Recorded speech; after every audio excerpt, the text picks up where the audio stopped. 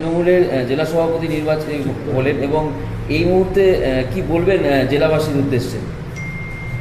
দল আবার আমাকে জেলা সভাপতির দায়িত্ব দিয়েছে।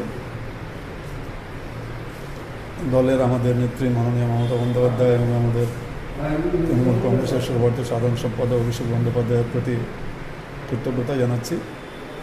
2019-এ আমাকে জেলা সভাপতির দায়িত্বটা দেওয়া হয়েছিল। তারপর থেকে নিষ্ঠার সঙ্গে আমি গোটা জেলার সংগঠনটা করে আসছি।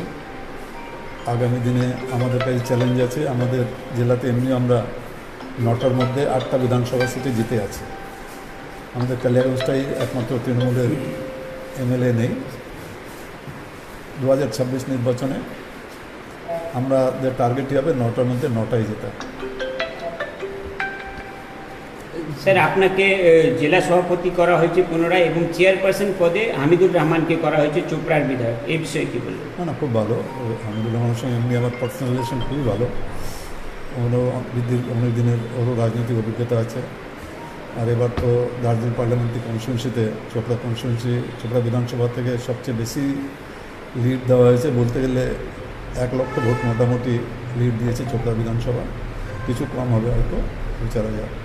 তো খুব ভালো লাগছে যে ওকেও দায়িত্ব দেওয়া হয়েছে। ও তো দীর্ঘদিনের সংগঠন, ভালো সংগঠন করে। চোপড়ার সংগঠন তো সবসময় আমরা বিশ্বাস করি যে চোপড়ার সংগঠন দলের খুব ভালো। আগামী দিনে আমরা দুজন মিলে জেলা সংগঠনটাকে আরও শক্তিশালী করব।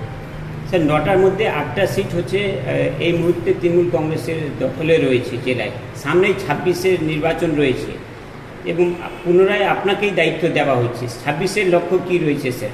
26-এ আমাদের টার্গেট আছে 9টার মধ্যে 9টাই আমরা নিব। সংগঠনের ভিত্তিতেই বলছি যে আমাদের সংগঠনটা গোটা জেলায় খুব ভালো সংগঠন আছে। 9টার মধ্যে খালি কালিয়াগঞ্জটাই বিজেপি সুমেন রায় জিতে আছে। সে একসময় তৃণমূল কংগ্রেসে আসছিল, পরে আবার বিজেপিতে চলে গেছে। আমরাও একসময় কালিয়াগঞ্জে বাই ইলেকশনে আমরা জিতেছিলাম। এবার আমাদের টার্গেট হবে 9টার মধ্যে 9টাই জেতার। বলছি আরেকটা বিষয়, আপনি জেলা সভাপতি হওয়ার পরে তৃতীয়বার আবার কি নতুন করে ব্লক সংগঠনকে সাজানো হবে? এটা তো দলের সঙ্গে আলোচনা করে বলতে হবে, কেন ব্লক সংগঠনটা তো জেলা সভাপতি করে না, উপর ঊর্ধ্বতন নেতৃবৃন্দই ওটা করেন।